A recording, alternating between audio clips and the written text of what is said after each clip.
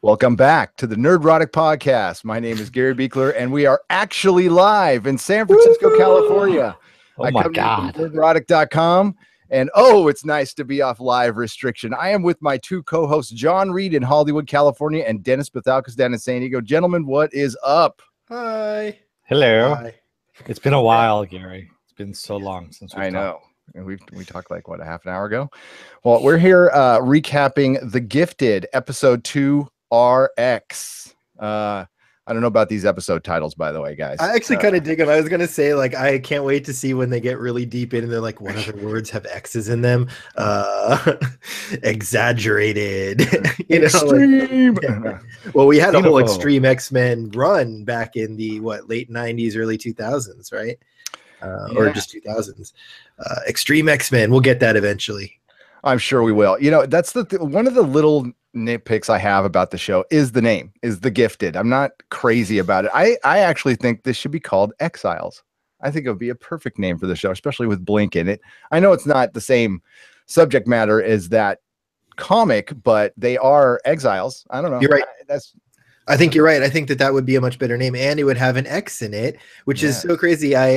When I covered this over at Post Show Recaps with Josh Wiggler from The Hollywood Reporter, he actually brought that up, and I made fun of it. I said, yeah, but they got the X-Men logo dotting the I, like it's as if somebody really wanted The Gifted to be the name, and so they had to creatively come in with some X-Men branding in the graphics. But yeah, no, the title's terrible. It's awful. Yeah, it's not the greatest, but I'm wondering why they were attached to that, or wonder if they had another title and there were some rights issues and they just had to do The Gifted or something. Yeah, there was another title I remember at the beginning. I can't remember offhand where it was, but I mean, this could be New Mutants, it could be Generation X, it could be X-Men, it could be Exiles, it could be Extreme X-Men. Like, it could be really any of the comics that they've had in the past. Going with The Gifted was it could have been Muties. I think that's, they're dealing a lot with the fact that society has shunned these people, and there's all these there's mutant hate going on all around us. They're really focusing on that. And like, that was what that comic was all about. In fact, the kid who gets bullied in that comic is very much like Andy Strucker from this series. So I think that they could have gone with Muties even. So anyway, there's many better names that they could have gone with, but we got The Gifted, and this is a gift to everybody, this podcast, and the show. And it was a good one today, guys. Yeah, it was actually really good. I liked it. We started out with a little flashback. We got to see them as a family. I guess we're not going to see that very much. So maybe they'll be planting these throughout time. And they introduced Mom Strucker, who is, I can't remember, is she Cagney or Lacey? The matriarch there. That was Cagney, yes. Cagney, yeah. So and they're bringing in everybody from Burn Notice for the show. Pretty much. I mean, sure. Agent Turner was also from Burn Notice, the bald guy. He was Jesse on the show on Burn Notice. Oh yeah, you're right. That's where I recognized him from. I couldn't place him. Anyway, but it looks like they're going to get everyone except you were saying Bruce Campbell wasn't in town for filming, was he, Dennis? He was Bruce Campbell was in New Zealand to film the 3rd season of Ash vs. Evil Dead, and now he's on a book signing tour. So my guess is he might not be around till the second half. Unlikely, yeah. He'll come in, though. Actually, I'm going to go see him, and he's going to be up here in 5 days. So, yeah, but this is The Gifted. I enjoy, we just, in our pre-production meeting, we discussed that, what show we like better so far. I mean, we're 2 episodes in, so But I really enjoyed this one. It was mainly about Mom Strucker and her kind of showing her mettle to the mutants, and it's this felt like this felt like a second part of a 2-parter to me. And they could have almost done these back to back. I'm glad they didn't, but they could have almost done it. We had Steve and Moyer Pop Strucker kind of just sitting in a room negotiating for the entire episode, but I really enjoyed like the Polaris jail scenes. I love that scene where her black dye is coming out of her hair and it goes green. I was just like, yes. But the best scene, so we have Blink is injured. What was her injury, by the way? I completely forgot. She gets shot. She overextended herself. Okay. So she overextended her powers. Something happened. So we were also talking about, and maybe this is for later in the podcast, but we're talking about if maybe Caitlin Strucker is a mutant, because Blink had overextended herself and she had fainted and she was having some problems. But the minute things started going really haywire was when Kate Strucker put her hands on Blink, and then Blink started seizing up and opening up portals. And you know, who knows, maybe it's just coincidence, but I don't know. There's something there, I think. Ooh, that's an interesting thing. If your mutant power is to enhance somebody else's mutant power, yeah, she's an amper-upper. Yeah. She's an enabler, is what you're saying? Yeah, she's an enabler. Well, obviously, look at how she's dealing with her kids. No, that's good. That's good. So her powers are freaking out, and portals start opening up. And dude, the first one with it opens up to a road, and a truck drives through, and it cuts the truck in half, and half the truck goes through the building. That was badass. I was like, oh, damn. You know, I was afraid the show was going to be a lot of talking in hallways about your feelings, you know, not to bag on our CW shows, but, and I'm sure we're going to get our fair share of that. But dude, there was a lot of superhero stuff in this. I was very pleased with that, especially with the portals just shooting around. And well, also we saw Thunderbird as well. I mean, he gets that truck bounces off of him because it hits him. Yep. You know, while he's protecting the Strucker kids. And I was like, yeah, there we go. You know, getting a little bit of, you know, we also see his super hearing. We also see his super strength where he's, you know, taking down the SWAT agent and all kinds of stuff. So, yeah. He's becoming very like Superman, but he can't fly. Like the hearing, the strength, you know. So I like that they're beefing up his powers a bit. I mean, in the comics, he's cool, but I feel like they're giving him even more to play with in this show than they did than they have in the comics. There's different versions of him. I mean, the amped up Age of Apocalypse version of him is pretty beefed out. But yeah, no, I like that they're giving him more to play with, because I was worried that character was going to be the gimpiest character on the show. Yeah, he's still not the best actor, you know, given time though. We're still in the second episode of a first season. We just had a pilot. Long season 2. It's going to be a long run here. Yeah, and the ratings did okay for last episode, so you know, maybe there's hope that this is going to stick around. I'm enjoying it. So, but the Blink scenes, you know, it moved for me. This episode really moved for me. It didn't stay. If it would have stayed on Pop Strucker for the whole time, that would have gotten kind of boring. But I was like I said, I was afraid this was going to be a depowered show. I know we're this far into the superhero game, and I'm still worried that we're going to get a bunch of guys in black clothing saying they're superheroes but not really doing anything. Well, Matt Nix he said earlier on, by the way, Matt Nix wrote this episode. Len Wiseman from Underworld fame was the one who directed the episode, which is kind of cool. Matt Nix had said early on that, yeah, he wanted to make this, you know, an X-Men show and, you know, have the powers, but just not the costumes. That was all. They weren't going to have the costumes, which again, you know, as we've said before, that's kind of a stupid thing of not having the costumes, but I can see it with this show. I can see. Yeah, because it's not like they're an organization and like, you know, that it's like the Justice League and they're going out and fighting. It's like these guys have had tough lives. They're living underground. They're barely making it. They're not going out and designing costumes for themselves. So it makes sense. And at least that if they're not going to do the costumes, they do the look, right? Like Blink has the eyes and the scar and like Polaris has the bright green hair when she washes the dye out. I like that they've given them, you know, they're clearly mutants. These are the Morlock style mutants that have a hard time surviving in society because of how they look. And so they're going all in on the look and the powers, and it's great. I love it. I was a little worried, Gary, that you would some of the politics in this show was a little bit soapboxy. I felt like maybe, Gary, you might have had some issues with the pre-existing condition line and stuff like that. It made sense that Kate was like having this kind of culture shock that she's had a very gifted life and these kids have had a very rough life, and so it made sense in the context of the story that she's being bombarded with all the things that they've had to endure that she's never thought about. But it was very over the top at times, so I thought maybe that would have sent you into the other direction on this episode. Even though there was a lot of cool stuff going on, there was also the ham-fisted politicking going on too. In the alphabet networks, I come to absolutely expect it. And it's something that's why we don't do a lot of the Alphabet Network shows on this show, because the writing is just, it gets typical, basic, you know. It's the hot issue of the day, and that was an issue. Especially issues change so much. This was an issue from whenever filming it 6 months ago or whatever.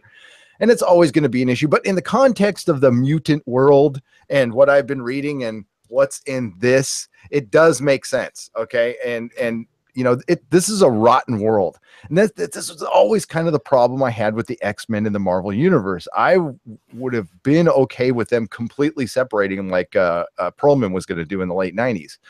It almost makes sense because I don't know, like the atrocities that happen to the mutants, how like Captain America could be okay with that. So, and it just never made sense. And it was supposed to be really underground. It made sense more when there was less mutants, when there was only like a few thousand. Yeah. And then you could keep it underground and this crap can go on and like Cap wouldn't know about it. It's like, how do you celebrate Captain America and Iron Man and then hate Wolverine so much in one world, right? Like, it makes sense that there's, it doesn't make sense. It makes sense that you'd want to split it, because it doesn't make sense that you would, hail the Avengers as these heroes and shun the X-Men for being different, right? It just doesn't compute. Yeah. But, yeah. I mean, when you bring in the Brotherhood, and it kind of does, I mean, and they know the dynamic of the X-Men and the Brotherhood, but but back to the politics, it was overdone. It was totally overdone. It was like, you don't have healthcare. It was just like, okay, stop. But without her saying that, what happened actually makes sense. It does, especially since we don't know what the July 15th incident that they brought up, which is the big bomb that they brought up. So we don't know how many mutants there are in this world. And I guess this is coexisting with Legion, maybe the show Legion on FX. Yeah, I don't know. I don't know if we know that yet, right? Like, it's all produced in line with one another, but there's no mention of a crossover of anything. So maybe it could be Legion, it could be the X-Men movies. Who knows? So with whatever this incident was, if it killed a bunch of innocent people and there's only a few hundred or 1,000 mutants left, I could definitely see this happening. Overcompensating, a Patriot Act kind of thing. It's in the context of the story. I don't know if it would really happen. And yes, that some of those. I look past it though, because it wasn't that. It was over before I could even get totally upset about it. Hey, and I was like, but that was a good scene. So, okay. I was enjoying it too much, I guess. I don't know. But it's not as bad as I thought it would be. And then maybe that's, it's the same argument with Star Trek. I thought Star Trek would just be the worst, fest. I don't want to say the acronym, but in the world. And it started out not to be. It's kind of turning that way, but I was expecting it, especially with Bryan Singer. Bryan Singer, I did put it in my notes, John. It's the constant victim status. I think I wrote down, but the reason it made sense to me in the end was that I'm happy that they're moving through it really quickly to get Kate to a point where she's getting past her suburban mom bullshit and getting on board with the reality of her life now. And if it takes like a couple ham-handed scenes at showing her what she's going to have to deal with her children at this point going forward, so that we can kind of push it aside and say like, okay, this is the status quo now for Kate and she's dealt with that and now she's full on badass mom, I'm cool with it, right? And so like, that's kind of how I viewed it, was just like, okay, let's get this out of the way so that Kate can be in terms with her situation and move forward. Yeah, but it's with the suburban mom thing, I think that's more like 90s suburban mom. I don't know if it's modern suburban mom. They kind of blended both. The way she was reacting to things was 90s suburban mom. And then the way she was helping Blink and like planning, grabbing all this medicine and having the medical knowledge is modern mom. Yeah, because it was very weird. I live with a modern mom. I wouldn't call her suburban, but you guys live in the middle of San Francisco. There's no way it's like this is Marin mom. Like I know these people. Okay, Marin mom. Yeah, I can buy that. All she was missing was a glass of white wine in her hand all the time. Exactly. She was as she was, talking. Oh my god! She went from Big Little Lies to ex mom. So okay, I gotcha. There you go. I agree with that. Yeah, but no, it's our as long as we don't get 22 episodes of, oh my god, we're such victims. It's like there are in the comic books there are mutants who love being mutants. So they're not all right. So I don't know, but Polaris and her little flea collar. now I'm really I hate Sentinel Services already. They're pretty easy to hate. And they've made them. Bryan Singer's really good at making you hate the government, and he likes to kill a lot of government agents in his stuff. Have you seen the death count from the X-Men movies of government agents? It's Conan levels.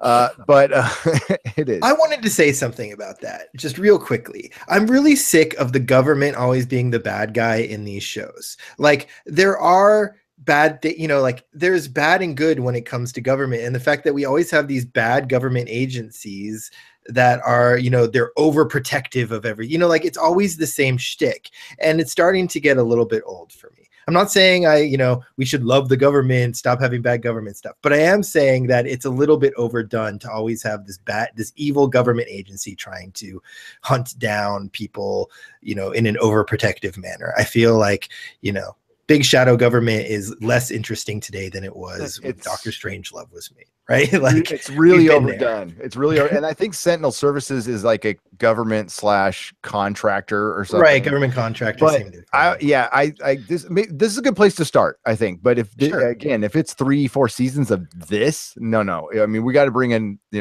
evil mutants and have mutants fighting mutants, and that would be way more interesting. Like Heroes. It's just like Heroes. Well, eventually, I think they are going to get costumes. I think they're going to build a team and get costumes if this show lasts. But yeah, going back to it, this is Heroes. It's Heroes. That, by the way, was the comment. Yeah, this is responding. Yes, we had a commenter on the last video. We really wanted to address it in a way because there are similarities to Heroes, but we want to talk a little bit about how Heroes came to be and what this show really is based off. And there are similarities in those things, but Heroes was based on Rising Stars, and it was just done really poorly. So it's like it has all these elements of good storytelling that it just kind of ruins over a long period of time.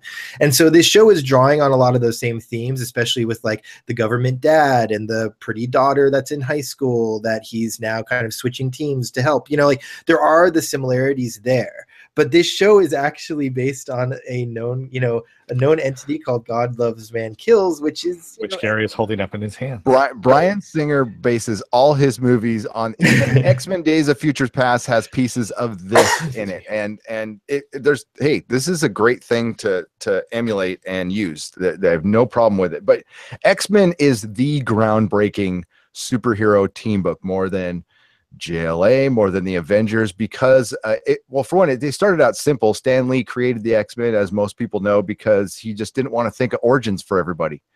Stan Lee was a simple guy. He was like, do we need to do origins for every superhero? We're just gonna have an Iceman, and he was born that way. He's a mutant. Boom, but through that, other better writers took it to different places, and it became who? Excuse me, I just blanked on the name for a second there. Len Wiseman. Len Wein, Dave Cockrum, John Byrne, Chris Claremont, Jim Lee is an artist. They all took it in the 90s X-Men. They took it to places. It became, just recently, it's the groundbreaking comic. It was the best-selling comic for 30 years in a row. And it wasn't it was because of this damn movie deal, and Marvel taking focus off it is the only reason it went down. If they would have kept their focus on it, it would still be the best-selling comic. Through creator changes, through style changes, through multiple team changes, it remained the best-selling comic. The character consistency was always really strong within the X-Men universe for a very, very long time. It's only recently that different writers have either elevated or de-escalated I think I don't even think it's the writers. I think it's Marvel sending down the corporate culture. Sure. Yeah. Well, they canceled the Fantastic Four, and they tried to do that in Humans replacing the mutants thing, which didn't work at all, and nobody thought would. And that's corporate politics, and that sucks because it hurt the X-Men. Now Fox has come to their senses, and they realize what they have. It's taken them almost 20 years. And they're actually doing good stuff with it now, starting with Deadpool, and then the Legion TV show, and Logan. The Bryan Singer stuff, There's good and bad. I mean, X2 at the time was was one of the better superhero movies, or at least better comic book movies out there.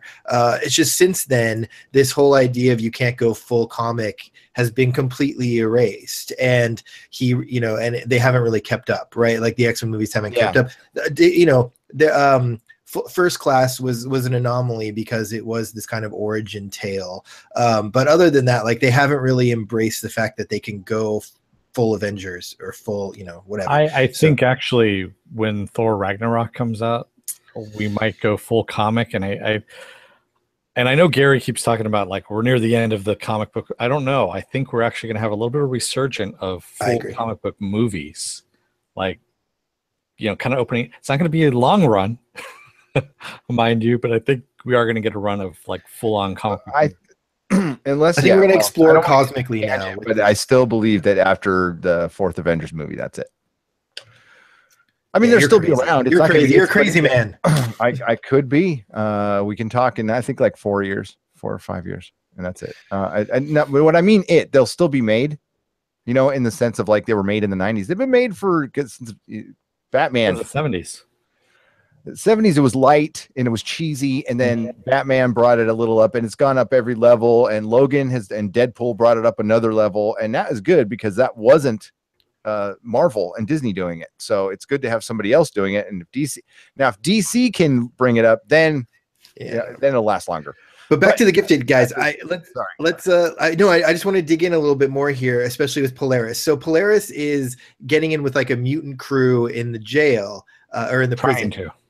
Trying not to, actually. Like they're trying to get her involved, and she's been thrown in the tank now. We didn't get that shot that we thought we might get in this episode, though, of Strucker and Polaris in their plastic cells next to each other hatching out a plan. It looks like they're moving toward that. He strikes a deal at the end of the episode to work with the Sentinel Services to take down the underground as long as his family has immunity. What do you think of this deal? Do you think this is a deal he should have made in his position? As a dad, you look out for your family first. You don't know these people. I mean, like, you got to look out for your wife and kids. Is it the best deal? He doesn't look happy about it. No, but I mean, if he can get his immunity for his wife and kids, and he believes that, I don't think he honestly believes that they'll give it to him, though. But yeah, it's as a dad, it's the right move. As for the show, no, it's not the right move. It's fucked up. But I think he's going to actually. He'll undercut the scenes. I think he will, but it looks like he's going to work with them for a little while. Just what I saw in the scenes. I could be wrong, but eventually they're going to come together, him and Polaris. I don't want to have 10 episodes of Polaris in jail and depowered. That might start to remind me of a certain Inhuman with her haircut. But they've relegated Polaris and Blink, who are, I think, unequivocally the most powerful, right, Dennis, to the sidelines here. Yeah, I mean, again, going back to the Inhumans, exactly what Gary said. This is the exact opposite of what the Inhumans is doing.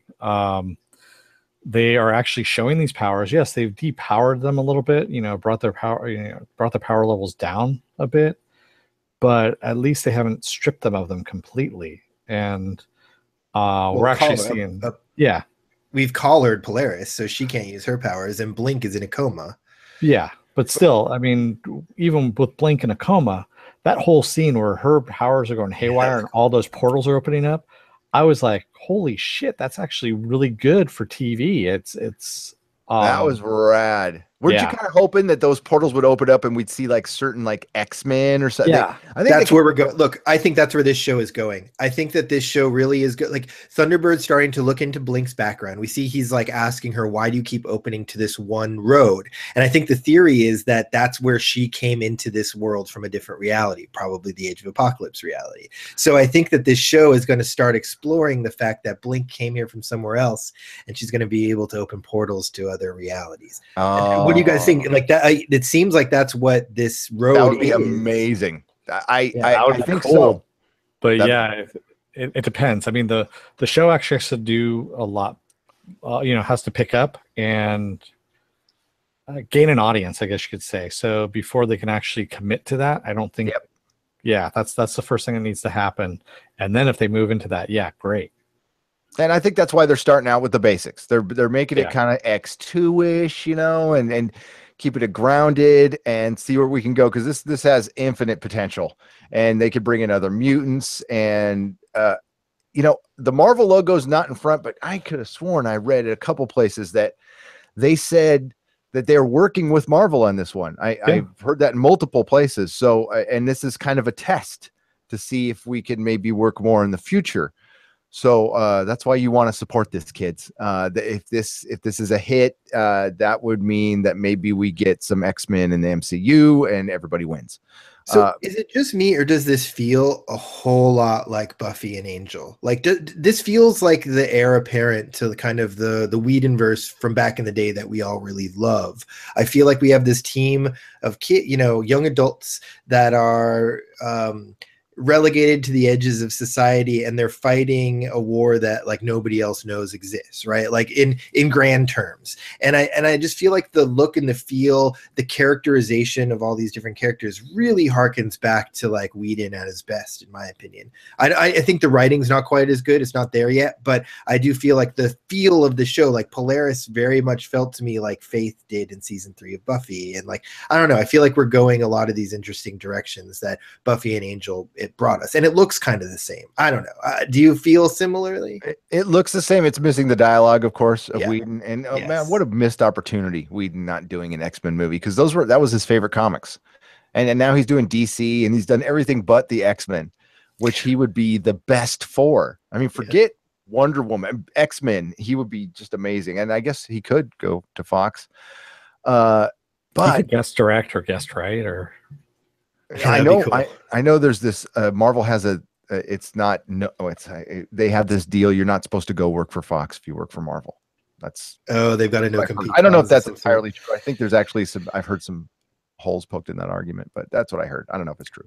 So Dennis, who's Dr. Campbell? We saw him in the first episode briefly. We get him at the end of this episode. He's kind of looking into like past events. Like, what's going on here? Like they haven't really given us much. Yeah. Dr. Campbell and Joshua. That's all we know him as. At the end there, that was weird. Yeah, it was kind of weird, but we do see a paper clipping that he's looking at, talking about the mutant menace in Rio de Janeiro, and it's from the 1960s. And I don't know if you looked at the little headline there, or down below the headline, it said "Manhunt ongoing for brother-sister team." Who do you think that is? That I think is Scarlet Witch and Pietro. Yeah, it could be.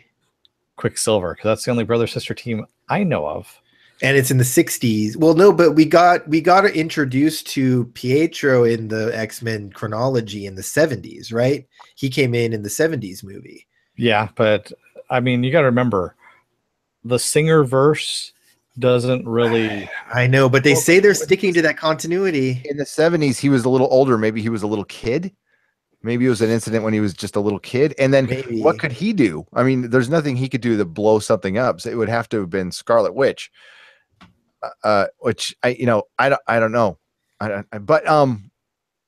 Matt Nix has come out and said like Polaris is Magneto's daughter. Oh, they have in the show. He's like come out and confirmed it. So that is no secret. Well, that really does kind of, I mean, you're right. It's so weird because they say they're sticking to the continuity, but Dennis, I mean, that's the most famous brother-sister destructive team from the X-Men universe that I can think of. And the only other ones I could think of are Peter and Ileana. Aurora and North Star. But there's just not a whole lot of brother sister duos. It must be them. But so that would be interesting if they brought them in at some point and we get Polaris. It just seems so weird that like we get introduced to him in the very 70s movie, and this continuity is supposed to be connected. So we'll have to see. Yeah. Well, doesn't the Scarlet Witch get killed in the X-Men movies? Yeah, when she was young, she got killed in front of Magneto. Remember? Yeah, right. But maybe it was before that. You don't know. What do you think of Eclipse's magma blood? or like glowy blood. It was pretty. I thought that was dope. Cool. No, that whole hospital scene was funny. It's like, oh, Amy Acker's like my boyfriend, and then they ask her about the domestic abuse because she got hit in the face, and he's injured. So I mean, they got to do that, and she was good. She was really good in this episode. I love Amy Acker. She asked him, "Isn't it always this bad for mutants?" And he goes, "No." He goes, "That doc stitched me up before he called the cops. That's top flight mutant healthcare." And again, it's believable in the context of this universe. Are they going to get heavy-handed with it? Probably, but I don't know. The portal stuff that's made the episode for me was just the crazy portal stuff, and then the prison fight. Now the only thing I would think of in prison is if they know that Polaris is pregnant, they wouldn't put her in general population unless it's just like complete racism, mutie. We don't care. We don't want another mutie baby, and we'll just have it get killed. Yeah, they kick her in the stomach and then throw her in the tank, and she's never gets any medical attention. It looks like there's a very high probability that she's lost her baby there. Yep. Yeah. No, this is like an episode of Mutant is the New Black, right? Is that what they're going That's for? What I was thinking too. Green is the New Black. I don't know. There's a joke in there somewhere. I'm sure. There is. Yeah. I think they are going the whole route of the really extreme racism towards mutants. So yeah, Bryan Singer said that this was not going to be a fun show for them. Yeah, I don't know. We've been down that road so many times before. I mean, it's okay to start out with, but I hope the show grows past that and turns more superhero-y. Mutants are superheroes at the end of the day. So knowing Matt Nix, though, he's very good at playing with the conventional. Like, he takes a genre that you're very familiar with and then kind of not elevate, but he like plays with it in fun ways. And so like Bird Notice was a very predictable show, I would call it, and so I think that if they do that with The Gifted, I'm going to be very happy. Like, we're going to get very, very referential and typical scenarios, and then Matt Nix will just nix it up. It'll be fun. Hey, look, we're 2 episodes in, and we've got some really cool scenes already to begin with. I mean, it's and honestly, I think the second episode is better than the first, to tell you the truth. So I still like the premiere a little bit more. I thought so too.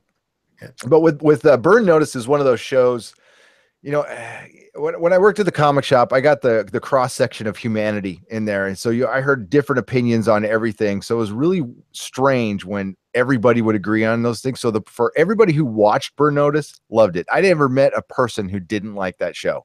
Yep. So I think it's definitely in the right hands. And a guy and Matt Nix is not like this guy who's going to go off to Hollywood or he's in Hollywood, but like go off and do movies. And he's going to stick around and do this for the long haul. So if enough people watch this, I think this could be great. And how sad is it that Fox produces a better superhero show than ABC? ABC can't do anything right. Yeah. What are you talking about? I love that show. I want to subscribe to it. Oh, you're checking. Okay, show us the check. Where's the money, Dennis? Dude. Where's that Disney check? Oh, it was made out to all of us, but he forged our signatures. Oh my God, Inhumans is bad. And thank God we get to watch this and cleanse the palate right there, the nerd palate, because it is, and then after Star Trek too, and to base on Star Trek just a little bit more. This is how in 2 episodes you have a full cast that you does it feel like there is a single star of the show? No, it's you have, we've got Thunderbird, we've got Blink, we have Kate Strucker, we have Papa Strucker, we have Andy Strucker, we have Lauren Strucker, we have Polaris. Yeah. I would say Andy's probably the least fleshed out of the main characters. They've given more time to Thunderbird, I feel like, which is weird because he seems a little bit less important story-wise, but I guess he's kind of running things over there right now while Eclipse and Polaris are away, so he's kind of the team leader. So I guess that makes sense. But I would like to see more of Andy. We're getting a lot of Laura and not a ton of Andy. So I think if I were to pick one that they've kind of relegated to the sidelines, the kid who destroys the bathroom and is getting bullied in the first episode hasn't had much more to do since then. Well, yeah, that was supposed to be the introduction to this whole world and the match point, if you will, to starting them on the run. I mean, we even had more background on Agent Turner than we had on Andy. you know, and more. He was more fleshed out. But I'm talking that's 8 characters right there, just in the 2 episodes that we've had, and it doesn't feel like 8 characters that you're focusing on. And he's doing a good job of mixing this in. Yes. He's spread out the character development. You've got a good feel for every single one of them, but he hasn't elevated one over anyone else. Yeah, agreed. Yeah.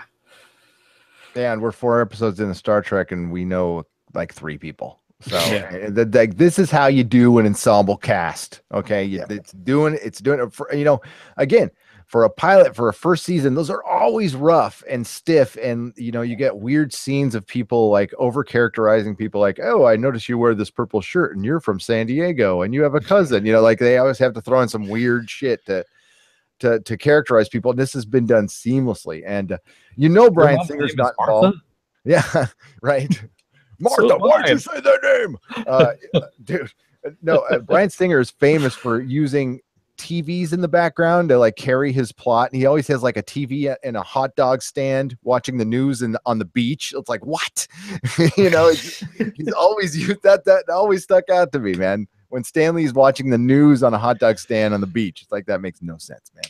So you know he's not involved because we don't have a bunch of TVs telling us what's going on in the background. Yeah, exactly. And mute bad and characters that are just don't say anything, that walk around then don't say anything for an entire movie.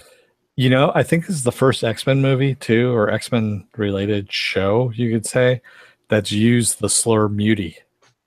Yeah. Yeah, I think so. It worked. Yeah. I think it's an effective like way to show that a whole group is being relegated in some way, right? Like they've termed it in this. So I like that. I like that they're kind of they're really drawing from a lot of different stuff in the X-Men books. And I think that's cool. It's feeling very 60s, tell you the truth, like 60s X-Men is what I'm getting from just these 2 episodes, that they're drawing a lot from the 60s comic X-Men, which I love. I mean, that's 60s and 70s. So it's really I don't know, man. All I know is this, the first time I remember seeing it right there. And that using that epic panel. I hope they don't do that scene though. It's pretty rough. If they're drawing on a lot of X-Men, and yes, they are, it looks like they're making up their own X-Men, like that girl in the jail. Maybe she is somebody, but I have no idea who that was. Or the Fear Mutant. Is the Fear Mutant somebody? The guy who'd had the fear bubble up around the underground? I want to call him Spanish Vampire. Spanish Vampire. That was a cool mutant. And yeah, they're not going cheesy on the mutants. I mean, yeah, there's going to be a lot of red and blue people and stuff, and orange people, but the mutant in the jail, her look was awesome, man. That was good. So yeah, and oh my god, they can go so many great places with this show. They, you know, show the tragic mutants with like the effed up powers that aren't really any good. They're just miserable to have. Yeah, dude. Yeah, that would, you know, that would. You have to think at some point they're going to be hunting. They're going to be trying to grow the underground into some sort of a resistance against the Sentinel Services. Like they'll be chased for long enough, and then they'll be like, the only way to take them down is to go in force, you know. And so you have to imagine that eventually they're going to start branching out with a lot of different powers and mutants and hunting mutants down to bring them into the fold. And I can't wait till we get to that point. I hope we get to that point, because I think that it's exciting to get more and more. The only thing that brings me pause is that it's on the main network. I still think this probably would have been better on FX, and yeah, they'd be shorter seasons, but it would last. And I think they'll be way quicker with the axe.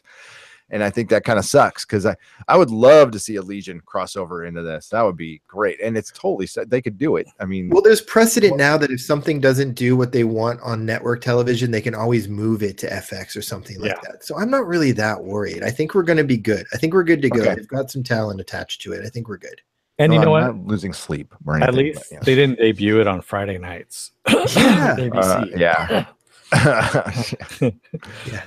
No, they have faith in this thing. It's good, and it's doing okay for them. I think they'll be. I think as far as Fox is concerned, this is a good, like, solid show for them at this point. And as long as it doesn't just completely drop off, they're fine.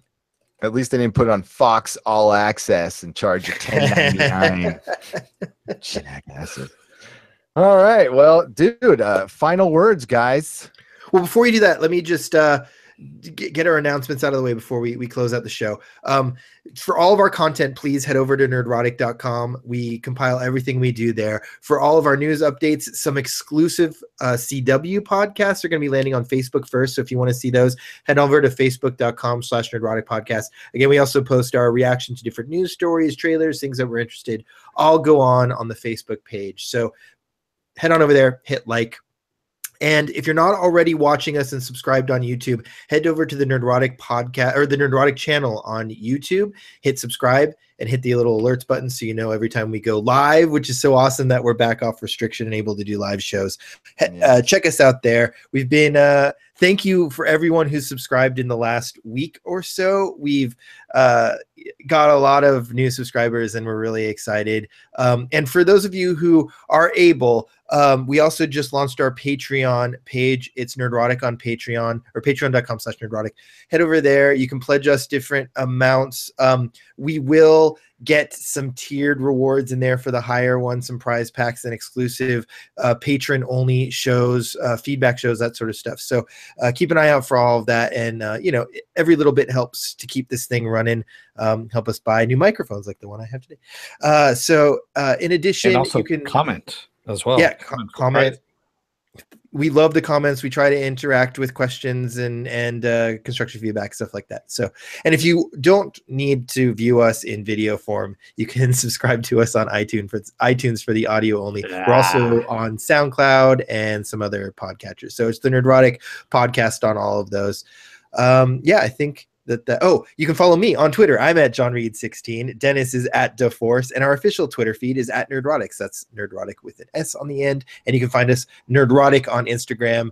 The great Melissa Wagner curates a lot of the content and throws it out on Instagram, exclusive photos, even prize entries. So check us out on Instagram. All of the links are in our description, by the way. Yep. If you can remember all that. But it's all there for you. It's all there. And I'm not wearing pants. News at 11. All right. Yay. So so I'll start this out. I did not. Chair. I'm probably the lower of the three of us. I actually liked the premiere a little bit better, but I think that this episode set us on a really good track. It got a lot of the Kate coming to terms with things out of the way, which was good. And it showed us that they're not going to skimp out on the powers. So I like where they're going. I love all of the character development we got. And I can't wait for the next episode. I like this episode better than the first, but not by much. I kind of saw it as a second part. I think they would actually play really well back to back. The mutant powers were awesome. My favorite scene was the green hair in the shower. That was cool. And the truck coming through the portal. They didn't hold back on the mutant powers. It's a fun show. I'm enjoying it. Hell yeah. Yeah. I had a lot of fun with this. My favorite scene, of course, was when Kate Struckland finally comes back with Eclipse, and we're seeing portals just boom, boom, boom, boom, popping all over the place, and seeing them zip it across. That was actually very cool. Yep. And very almost Kirby-esque in a way. So I'm looking forward to seeing how the rest of the season turns out. So you guys are starting a Mr. Robot season 3 podcast back up this week because the show's picking back up, and we have our CW superhero roundup coming up either Friday or early this weekend, which we're going to do exclusively for the Facebook audience, at least at first, and then we'll port it over to YouTube a little bit after that. So if you want to get us right away, watch us on Facebook. You can comment and ask questions during the show when we do those Facebook podcasts. So those are the new shows we have coming out. We also are covering Star Trek Discovery on Sundays. We're covering The Inhumans on Fridays, and we'll be back next week with The Gifted on Mondays. We were watching it so you don't have to. Yeah. The Inhumans. The Inhumans. And Star Trek. Star Trek. I'm glad you guys are taking the hit on Star Trek. Oh my God. Thank God for Mr. Robot in this show right now. So cool. Take us out, Dennis. Don't let the road. Don't let the road. There we go. Don't let the door hit your ass on the way out, America. Wow. May the small folks sing songs of your greatness. Awesome, awesome, awesome. Bye, everybody. Have a great week, day, whatever, until we see you next. Peace out.